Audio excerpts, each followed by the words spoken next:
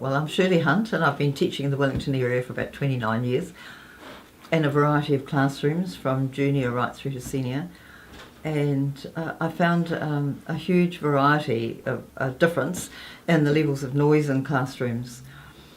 The noisiest classrooms are the ones with wooden floors, and it has been quite stressful to have to work in classrooms like that for any period of time. For young children it's particularly difficult because you're often changing the desk arrangements, and for them to shift the tables around and put them together in different groups and work, and even the noise of the voices working in the different groups in classrooms without any acoustic support, it's really hard for them as well.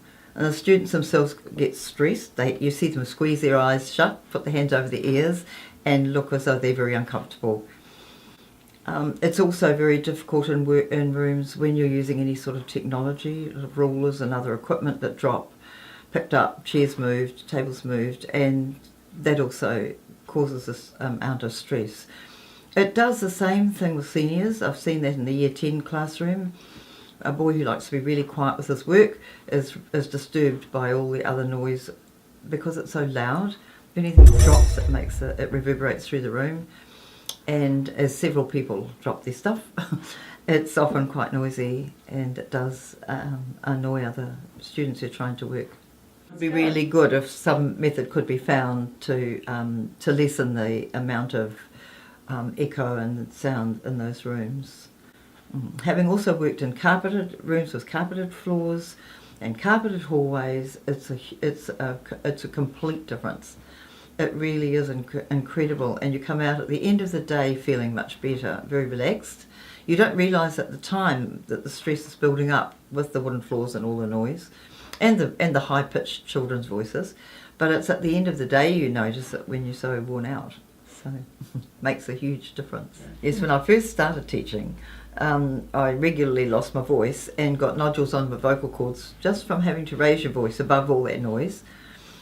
You do get a bit used to it after a while, but several staff members do get regular problems with their voice and the problem with their throat.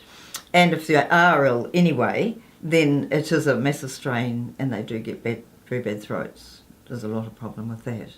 Another situation that creates a problem in the classrooms is when the windows are open, and it might be students playing outside, or it may be opening to a busy street, and it makes it really difficult for the teacher to give any instructions or for the students to converse with the teacher. But it's also very difficult when you're using multimedia, because once it's missed you can't always go back and retrieve it. So it's a problem in that way, that they can't always go back and repeat the whole lessons, so the students have missed out altogether. It would be really good if some method could be found to lessen the amount of echo and sound in those rooms.